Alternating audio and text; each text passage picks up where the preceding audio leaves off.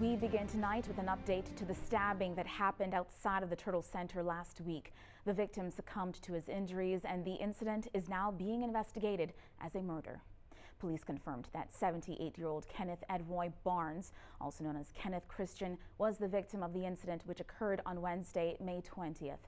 The man arrested in connection with the case has been granted bail for a second time and is currently charged with wounding. A post-mortem examination is expected to take place in the coming days. Detectives are appealing to the public for help, particularly anyone who may have seen suspicious activity near the Cayman Turtle Center or the Tortuga Rum Distillery around midday last Wednesday. Anyone with information is urged to contact the West Bay Police Station or reach out anonymously through Crime Stoppers. And police have arrested 52-year-old wanted man Al Pearson.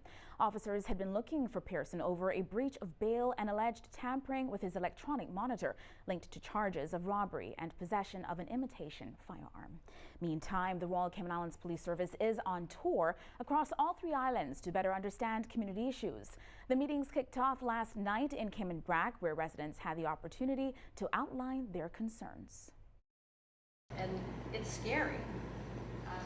He mentioned his wife trying to calm somebody down, slow down. My husband does that all the time. And he's almost been ran over several times. And it's not that we're trying to be mean, but it's scary. I had a house broken into twice that I take care of. The second time, they stole a brand new inline heater, pressure tank, and the pump for the owners. They were on WhatsApp on Shop Till You Drop. I was sent the information, gave the police the information. They went and talked to them. The guy said, they said they didn't do it. Police Commissioner Kurt Walton assured the Brac residents that they plan to increase the number of police constables to 12, giving the RCIPS more presence on the island. He said he is looking to work ahead by creating a 3-year strategic plan. By the end of the year, to deliver a strategic plan to my governor, deputy governor, and the government, as this is what the 3-year policing plan looks like. But I wholeheartedly believe in getting that feedback from the community first, and then we take it into other stakeholders, including my own staff. The second meeting was held this morning in Little Cayman, with the series continuing tomorrow in East End at the Gun-Based Civic Center at 7 p.m. A regional economist raises concerns over government's $9 million energy relief package. Speaking at the 5th annual Women in Energy conference last week, Marla Ducurhan says measures like this could benefit one group more than others. Ducurhan points out that wealthier individuals gain more from fuel subsidies because of higher energy use. She says globally, $7 trillion goes towards subsidies that largely benefit energy companies instead of than the average consumer. Because rich people have more air conditionings, rich people have more refrigeration, rich people have more devices than do poor people. And so generally, electricity subsidies are not very effective in targeting or in affecting positively the people they're intended to affect. You have to be very careful who you target, and I know that Cayman is small enough for the government to accomplish that. But Chief Executive Officer for Caribbean Utilities Company, Richard Hughes, says in Cayman, the higher net worth customers are investing upfront in energy efficiency. They tend to consume less than the lower end customer. According to Mr. Hughes, he says CUC has been advocating for minimum standards for energy efficiency in newly built homes to level the playing field. We're building hundreds of homes every year that are energy inefficient. They consume, because of air conditioning, everyone has air conditioning on this island. They're consuming way too much energy, getting a high bill, and of course, we get the blame for that. Right. The $9 million fuel subsidy is phase 1 of 3 of government's plans to reduce energy costs. Also tonight, green iguana numbers in Grand Cayman continue to fluctuate with the coming and going of the hatching season, but special attention is now being paid to the sister islands, where interspecial breeding is causing alarm for the future of the endemic rock iguanas. Mark Weston has more. See an alarming amount of hybridization. That is, the sister islands rock iguana is breeding with the invasive green iguana to produce its own version, a hybrid iguana. The hybrid iguana is becoming a significant problem in the sister islands. This is according to the DOE's Tim Austin. As a result, culling teams are now needed to manage the populations. We have teams that go over there, although the cull doesn't operate quite like it does in Grand Cayman with the bounty approach. We do have teams that go over there that try to get a handle on the greens, particularly on Little Cayman. The concern, he says, is that the new hybrid iguana might have an impact on the future of the endemic rock iguanas if the interbreeding continues. So the solution is to bring down the green iguana population, an undertaking which requires more cullers to sign on. Contact the Department of Environment or the iguana culling station on up and get registered and get out there and help with the cause to remove iguanas. One of those helping with the cause to remove the invasive species is 9-year-old Elijah Hurlston, who has been culling for the last 6 years with his uncle. My uncle taught me how to catch iguana since I was about 3.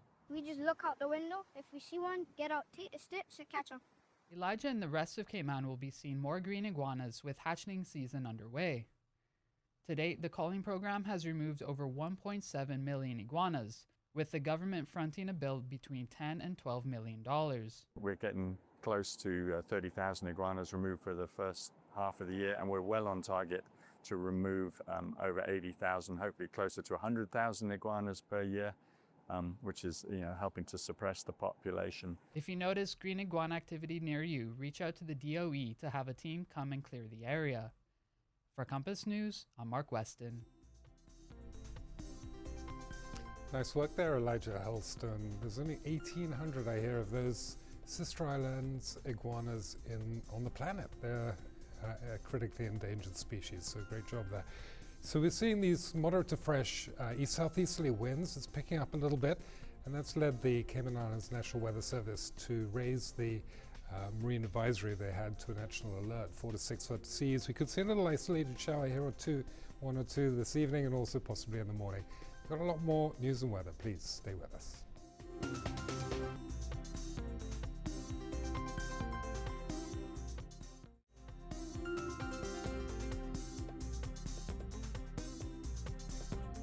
As we prepare for hurricane season, the multi-agency safeguarding hub known as MASH is advising parents to involve their children in emergency planning. MASH administrator and special constable says children need to know what to do beyond packing a bag. They should be aware where the family is heading when a storm hits, particularly if you live in a flood-prone area. They also need to know what to do if they get separated from you. Every emergency plan has a muster point or an assembly point. So kids need to decide with their parents prior to emergencies where they will meet up if in the event that they are separated. So that's very important. And it cuts down on all the panic. Parents are urged to pack a separate emergency bag for each child and to go over the family's hurricane plan multiple times throughout the season. Then have your kids repeat it back to you. That way, you know they understand how to act. Kids will be kids and they will test their own boundaries. They need to follow instructions and not on the second or the third time. Like, they need to follow instructions right away. If an adult says move, you move. If an adult says meet me at the front of the house or meet me at the mango tree or wherever, they need to go there. Make sure that each child has their own emergency kit. So it could be an old backpack from school, it could be probably one of those durable, those huge bags that you get from A.L. Thompson sometimes. It could be something as simple as that. But each child needs to have their own kit that they can grab in case of emergency and just go. If you need more guidance, you can reach out to the MASH unit directly, or in an emergency situation like a hurricane, call 911.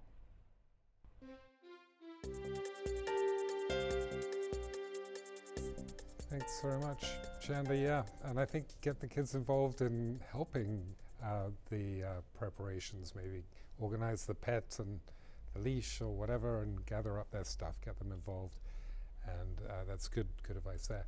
So currently cloudy here across the Cayman Islands, in particular Georgetown, 86 degrees. You can see the wind coming out of the east at 21 miles an hour, gusting actually as high as 26. It is picking up a little bit. Small craft alert in effect for tonight, and that will continue into tomorrow. The local radar is still down, but we've got this other source that we can show you. You can see mostly a few showers just here and there. This is Grand Cayman here, Sister Islands over here. A little bit of rain passing through the Yucatan Channel though right now. Cancun seeing a bit of rain, also the western tip of Cuba, Cape San Anton. There will be a little bit of dust moving through into our area coming off the coast of Africa. You can see the Cayman Islands located here.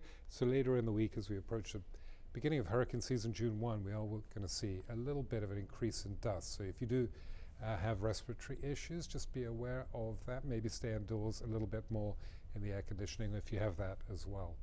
Shouldn't be too bad though. You can see most of that plume does tend to sweep up to the north before it reaches Cayman, so it shouldn't be too much of an issue for most people anyway. Turning to the infrared satellite imagery of the Caribbean and the wider region, actually, you can see there's this deep pocket of moisture over places like San Andres, Corn Island. Bluefields also is going to pick up a little bit of rain and some thunder, and places like Pearl Lagoon off the Atlantic coast of Nicaragua. Also Costa Rica seeing quite a bit of rain as well. You can see this plume of moisture which is sort of sweeping up into the southern part of the US. They've had quite severe flooding in places like Dallas, also Atlanta. That could continue actually over the next couple of days. Also quite heavy thunderstorms across Dallas and Atlanta as well, where they had about 100 flight delays in both cases at both airports. So tonight's forecast for places like Miami, 80 degrees. You can see the thunderstorms I was talking about, Dallas, Atlanta. It's going to continue to persist for the next couple of days over parts of the southern US, extending actually up into the Carolinas as well. So tonight's forecast, a rain shower or two is possible here and there later in the evening. 82 degrees will be our high temperature, wind coming out of the east-southeast at 13 miles an hour. You can see that right there. Tomorrow's forecast, it'll feel quite warm again, 87 degrees. There may be a shower or two in the morning, but brief if we do have one.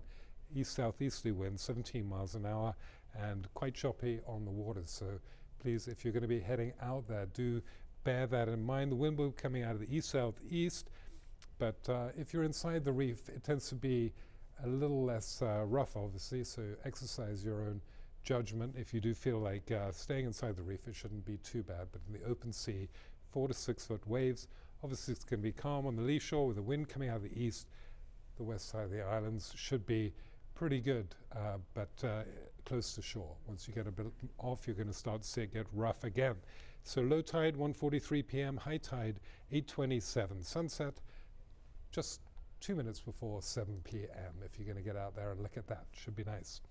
So it will dry up a little bit over the next couple of days, as I said, but then we could see a return of the moisture. The wind's going to stay fairly brisk through tomorrow. We're going to start to see it drop down, and the conditions even on the water are going to start to look good again by Thursday afternoon. And with that, I think it's time for us to go and check in now with Seaford Russell Jr. on the Sports Desk. All right, Cayman delivered against regional opposition in field hockey, plus one local boxer returned home with a win. Find out the details on that, plus more in sports next. Stick around.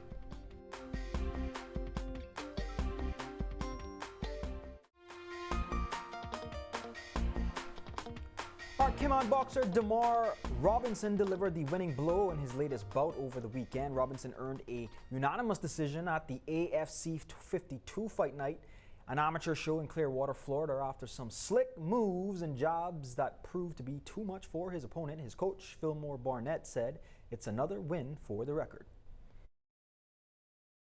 Unfortunately, Philip didn't get a fight, but still it was a good fight between Demar and the kid. You know, it's a good win for him and a great experience. Again, one more on the list. One more on the list, indeed, something Coach Phil said was a part of Robinson's preparation for an upcoming fight night in July, where several Cayman fighters will face off against Puerto Rico opposition. All right, the 2026 May Classics wrapped up over the weekend with race 4. Riders were putting the pedal to the metal, to say the least, but ultimately only a few made the podium in their respective divisions. Jeremy Solomon and Jerome Amaline were the overall circuit and sprint champions, respectively. And while Category 2 and 3 shared winners in the disciplines, in Category 4, Carl Morgan took it all for himself, winning both the circuit and sprint overall titles. The same can be said in the women's division, won by Emily Clark, Carlos Vargas winning the Masters, Rich Payne taking the Super Masters, and Patrick Plata taking top spot in the juniors category. Congrats to all the riders.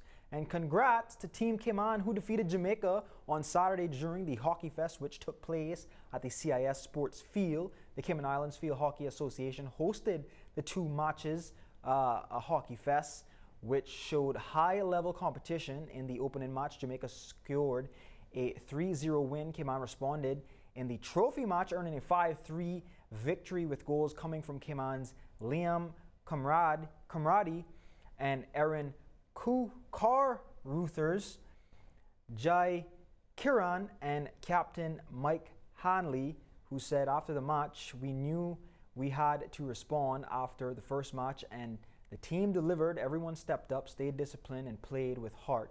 It was a fantastic win for Team Cayman."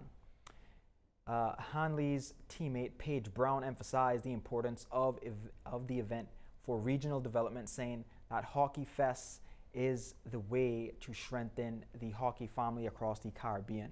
That is it for sports. More news after the break. Stick around.